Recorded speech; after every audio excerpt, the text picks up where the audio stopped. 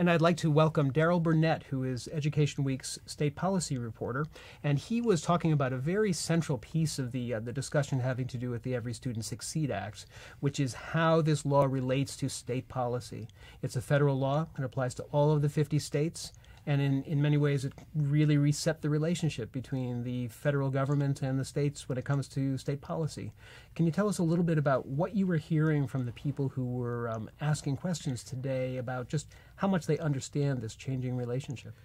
Yeah, I think a lot of folks really want to understand what local control means. I think a lot of people were sort of clamoring for local control after No Child Left Behind. A lot of people thought that the closer the decisions are being made to the community, the more quality those decisions would be, the more the better the implementation would look like, et cetera.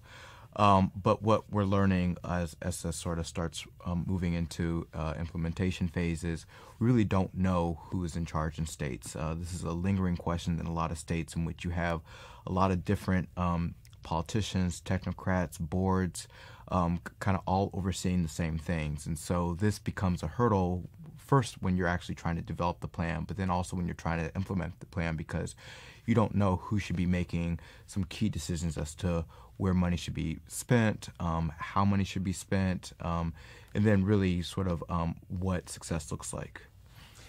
What seem to be some of the real soft spots when it comes to state understanding of the law itself? Some of the specifics that people want more information about.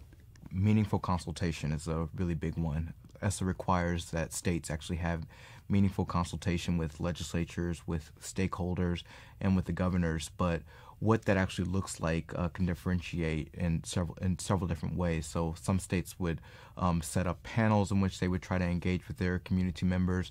There's actually no sort of like set vote, and this kind of goes back to the question as to who's in charge, because you're really trying to say, hey, we met with everybody in the state and we've all decided this thing, but what that really means as to we've all decided can look very different in different states. So this is just a really soft area in the law that when this actually took place, there was a lot of confusion and disagreement in states. Now, I noticed in looking back at the questions that people were submitting, a lot of interest in the subject of accountability systems. Yeah. The states basically coming up with the systems to say how well schools and school districts are performing. Right.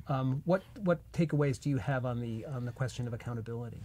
Yeah, I think there's a lot of questions around the fifth indicator, and one of the things that and if you can tell us the fifth indicator. So states, in order to not be as reliant on testing outcomes, states could actually create new indicators as to how they would hold their schools accountable. Some states would do things like college and career ready or absenteeism, that sort of thing.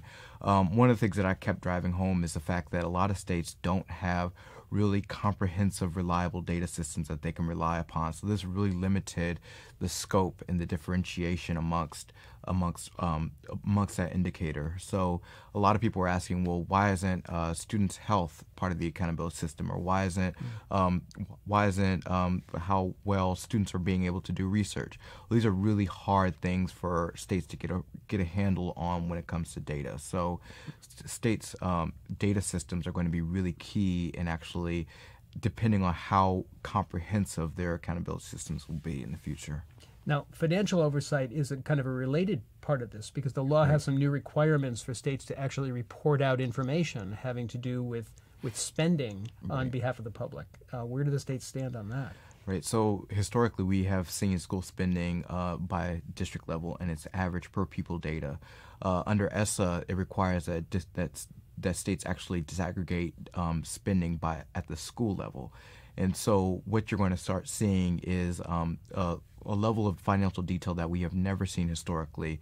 And at the school level, there's wide differentiation based on everything from teachers' experience in the classroom all the way to how old a facility can be. So these or how many special education students they have. So this could swing school spending amounts dramatically. And there's a lot of anxiety amongst district administrators, because now all of a sudden they are going to have to explain this to school board members and to parents as to why there's so much difference in spending amounts between schools.